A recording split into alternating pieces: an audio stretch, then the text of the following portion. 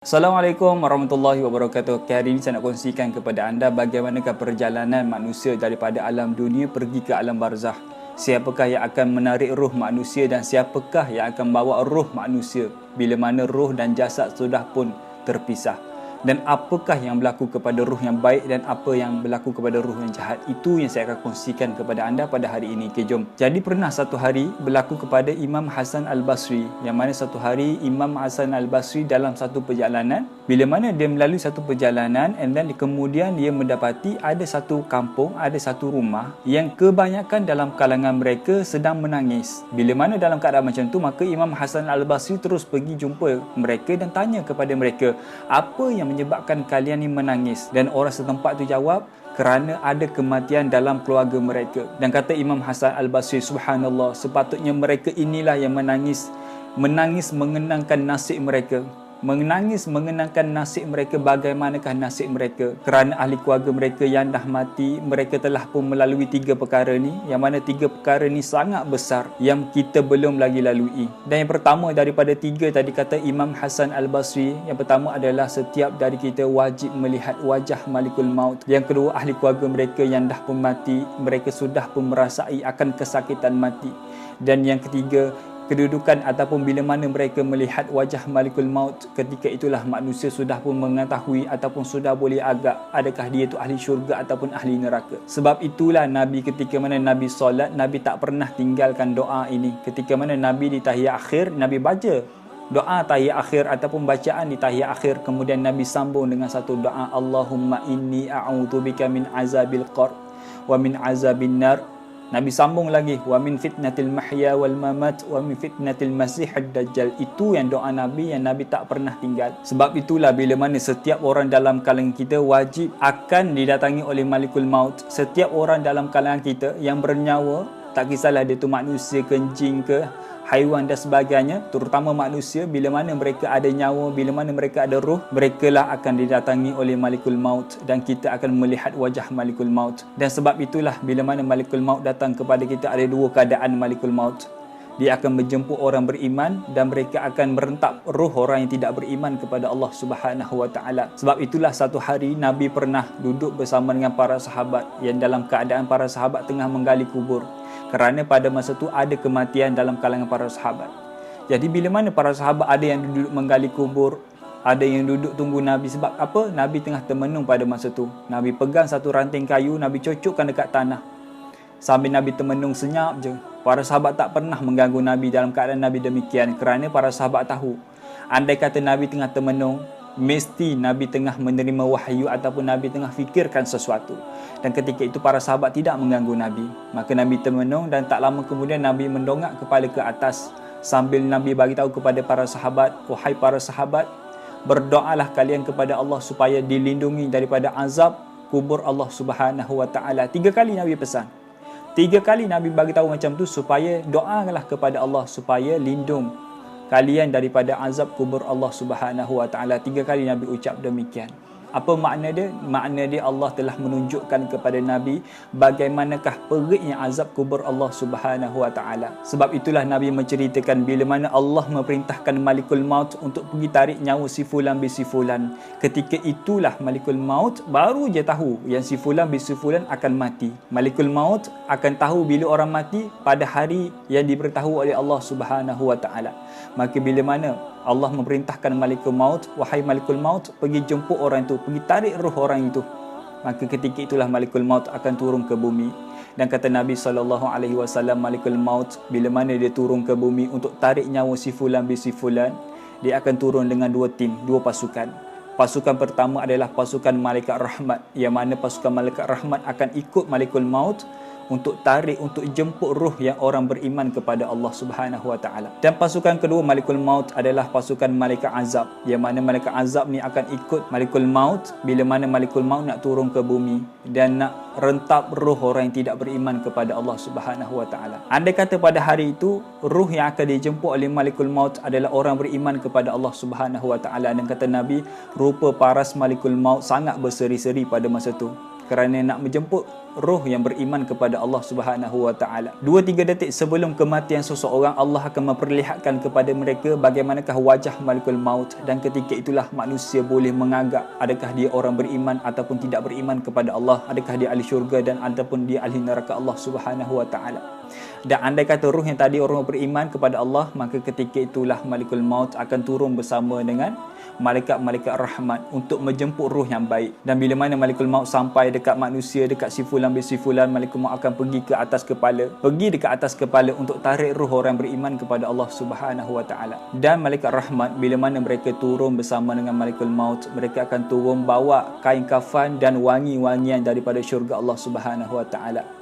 Dan bila mana roh tu dah dikeluarkan oleh Malikul Maut, ketika itulah dipakaikan dengan kain kafan itu, diberi, dan ketika itu jugalah roh itu diberi wangian daripada syurga Allah Subhanahu wa taala. Dan roh yang beriman tadi dibawa ke langit pertama, langit kedua, sampailah langit ketujuh. Dan kata Nabi SAW, bila mana roh tadi dibawa oleh malaikat rahmat dengan Malikul Maut, dibawa naik ke langit pertama, ketika itulah langit pertama dibuka oleh penjaga langit pertama. Dan ketika itulah bila mana naiknya roh yang beriman dipakai wangi-wangian daripada syurga, injak je kaki dekat langit pertama, ketika itulah satu langit pertama boleh bau wanginya roh itu. Dan sehinggalah menyebabkan para malaikat pada masa itu bertanya, wangian ini daripada roh siapa? Roh siapakah yang naik pada masa itu? Dan kata Nabi, ketika itulah nama manusia yang paling dia suka disebut dalam kalangan para malaikat. Maka roh tadi bila mana sampai langit pertama, pergilah langit kedua, langit ketiga, sampailah langit ketujuh. Bila mana sampai dekat langit ketujuh, maka Allah memuji roh ini, wahai roh yang baik, kamu telah taat kepada aku, kamu telah beriman kepada aku. Allah memuji roh yang baik. Dan ketika itulah Allah mengarahkan malaikat untuk meletakkan buku amalan roh ni dekat satu tempat yang bernama Iliyin. Adapun orang yang tidak beriman kepada Allah, buku amalan mereka akan ditempatkan di satu tempat yang bernama Sijjin.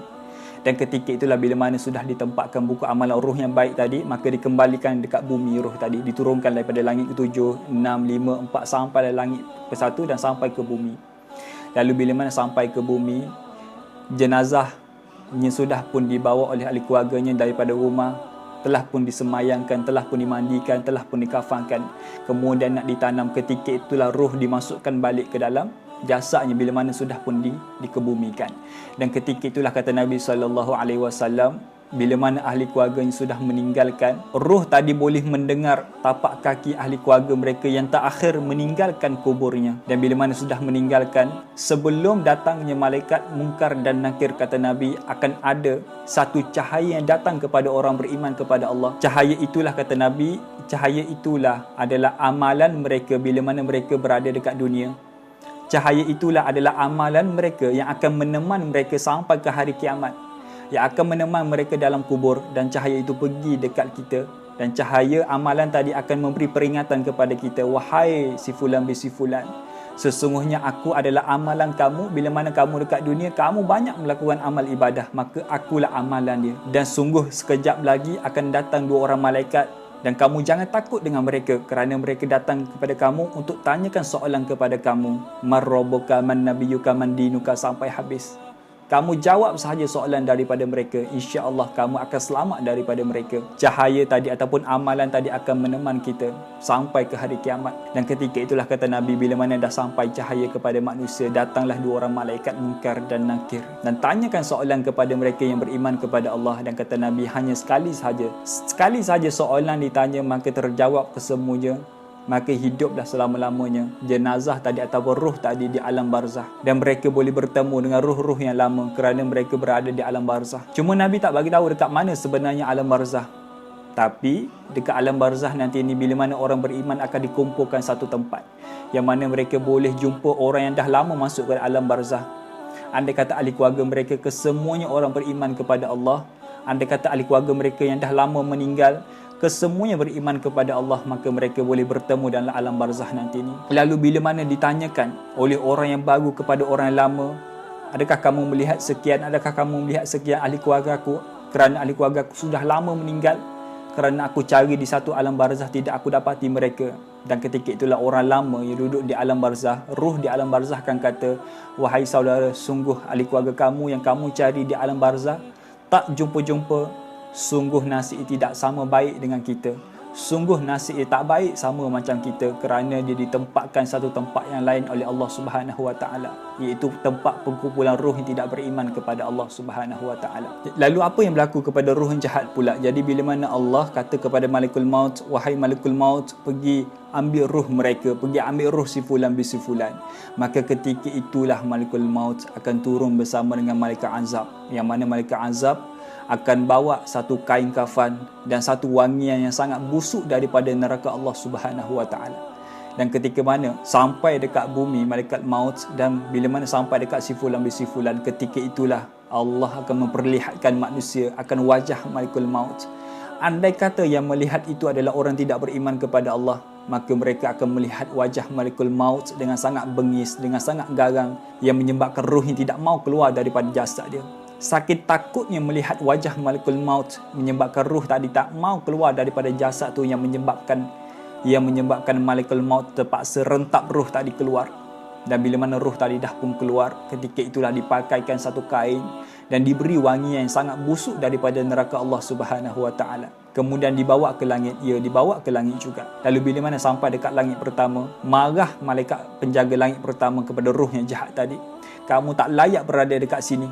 Kamu orang tidak beriman kepada Allah, maka kamu tak layak berada dekat sini. Maka diambil ruh yang jahat tadi, maka dicampak dekat bumi. Maka ketika itu jugalah dimasukkan ke dalam jasadnya. Dan bila mana sampai malaikat Munkar dan Nakir kepada mereka, orang yang tidak beriman kepada Allah, ketika itulah mereka akan ditanyakan soalan oleh malaikat Munkar dan Nakir. Kata Nabi SAW, andai kata datangnya malaikat Munkar dan Nakir, matanya kebiru-biruan, andai kata dia bercakap, andai kata dia berkata-kata, akan keluar api daripada mulut dia. Dan bila mana dia bercakap, akan bunyi guruh yang sangat kuat seolah-olah. Dan dekat tangan Munkar dan Nakir ada satu penukul daripada besi. Andai kata Nabi, penukul besi itu yang dibawa oleh Munkar dan Nakir tadi diletakkan satu bukit di atas satu gunung yang sangat besar, sungguh gunung itu akan hancur. Gunung itu akan hancur disebabkan beratnya penukul yang dibawa oleh Munkar dan Nakir. Lalu bagaimana dengan badan kita yang 4 kerat ni? Sebab apa setiap kali ditanyakan soalan pasti tidak boleh nak jawab. Kata Nabi, bila mana ditanyakan soalan oleh malaikat Munkar dan Nakir, tanya kepada orang tidak beriman kepada Allah, seolah-olah mulut mereka dikunci sehinggalah mereka mengatakan tak boleh nak berkata-kata, tak boleh nak jawab, sampaikan mereka terpaksa kata terkunci mulut mereka daripada menjawab soalan daripada Munkar dan Nakir. Setiap kali soalan tak dapat jawab, sekali itulah akan dipukul. Setiap satu soalan tak dapat jawab, setiap kali itulah akan dipukul oleh malaikat Munkar dan Nakir. Dan ada riwayat mengatakan malaikat Munkar dan Nakir akan tanya kepada orang tidak beriman kepada Allah selama 1 minggu. Ada juga pandangan mengatakan sebulan. Cuma wallahu alam selama mana. Ketika itu jugalah mereka dalam keadaan penyesalan, kerana dekat dunia dulu mereka tinggal solat, mereka tinggal puasa, tak tutup aurat dan sebagainya. Penyesalan dalam diri mereka. Kerana kita ada satu kisah yang mana Nabi ceritakan dalam kitab Riyadhus Salihin. Satu hari Nabi kata ada seorang lelaki daripada bangsa Israel, yang mana lelaki ini telah pun membunuh seramai 99 orang. Membunuh 99 orang yang tidak berdosa, dia bunuh macam tu sahaja. Lalu pada hari itu dia rasa nak bertaubat kepada Allah, dia insaf di atas perbuatan dia. Maka dia pergilah mencari seorang yang boleh tunjuk jalan kepada dia. Maka dia dapati adalah seorang yang boleh bantu dia. Dia adalah ahlul ibadah. Orang yang buat ibadah kepada Allah sahaja dalam keadaan tidak ada ilmu. Beramal tapi tidak ada ilmu. Solat tapi tidak ada ilmu. Berzikir tapi tidak ada ilmu. Malas nak upgrade diri, malas nak mencari guru. Maka lelaki tadi pergilah jumpa ahlul ibadah tadi. Maka bila mana diceritakan kepada ahlul ibadah tadi yang aku telah buat dosa sekian-sekian, telah membunuh 99 orang, maka kata ahli ibadah tadi, wahai pemuda, kamu tak layak bertaubat kepada Allah disebabkan kamu telah membunuh 99 orang yang tidak berdosa. Kamu telah membuatkan ramai orang menangis.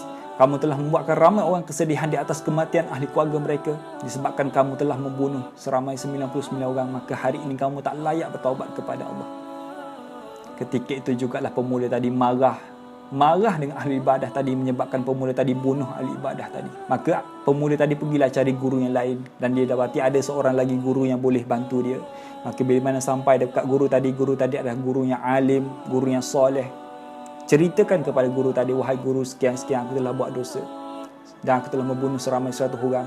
Dan kata guru tadi, wahai pemuda, Apa yang menyebabkan kamu, apa yang menghalang kamu daripada kamu bertaubat kepada Allah? Tidak ada yang menghalang kamu, wahai pemuda. Dekat mana kamu tinggal? Maka diceritalah sekian-sekian tempat dia. Dan ketika itulah kata Ahlus Soleh tadi, dan ketika itulah kata Syekh tadi yang soleh tadi, tempat kamu tinggal sekarang adalah tempat kemungkaran. Ramai dan kalangan mereka yang dimurkai oleh Allah bermain judi, minum arak, tak solat, tak tutup aurat, maka keluarlah daripada tempat yang dimurkai oleh Allah. Pergilah ke satu tempat yang mana tempat itu penuh dengan orang beriman kepada Allah. Segeralah pindah. Maka lelaki tadi ikut sarana daripada Syekh tadi, dia packing barang apa sebagainya, dia keluar daripada rumah dia keluar daripada kampung dia, dia meninggal ke tempat yang penuh dengan orang yang dimurkai oleh Allah Subhanahu Wa Taala. Dalam perjalanan dia tu, Allah takdirkan lelaki tadi meninggal. Bila mana meninggal lelaki tadi, maka turun terus dua tim daripada langit. Tim pertama adalah malaikat rahmat dan tim kedua adalah malaikat azab. Saling berebut di antara satu sama lain, siapakah yang akan mengambil ruh lelaki tadi. Kata malaikat rahmat, akulah yang layak mengambil ruh ini, disebabkan ruh ini dalam perjalanan nak bertaubat kepada Allah. Kata malaikat rahmat, tidak, kamu tak layak, yang layaknya aku. Kerana lelaki ini, kerana ruh ini tidak pernah berbuat satu kebaikan walaupun sekali, maka akulah selayaknya mengambil ruh ini. Ingat, bila mana ruh kita diambil oleh malaikat azab, sungguh tempat kita dalam neraka Allah Subhanahu Wa Taala. Andai kata roh kita diambil oleh malaikat rahmat, insya-Allah roh ataupun kita berada dalam syurga Allah Subhanahu Wa Taala. Ketika itulah bila mana berebut di antara satu sama lain malaikat rahmat dengan malaikat azab, Allah datangkan seorang lagi malaikat untuk menjadi juri. Yang mana kata juri tadi, mana malaikat yang ketiga tadi kata, kamu pergi ukur jarak di antara tempat dia meninggal, tempat dia mati, dengan tempat yang dia tinggalkan, dengan tempat yang dia akan tuju, tempat kebaikan lah. Andai kata di antara salah satu tempat ada tempat yang paling dekat, contoh tempat kebaikan yang paling dekat, maka malaikat rahmat akan bawa. Andai kata tempat yang dia tinggalkan sangat dekat, maka malaikat azab akan bawa dia. Bila mana diukur jarak satu jengkal sahaja, dekat satu jengkal sahaja, yang lebih dekat adalah tempat yang akan dituju, tempat dengan penuh kebaikan. Ketika itulah malaikat rahmat akan bawa dia.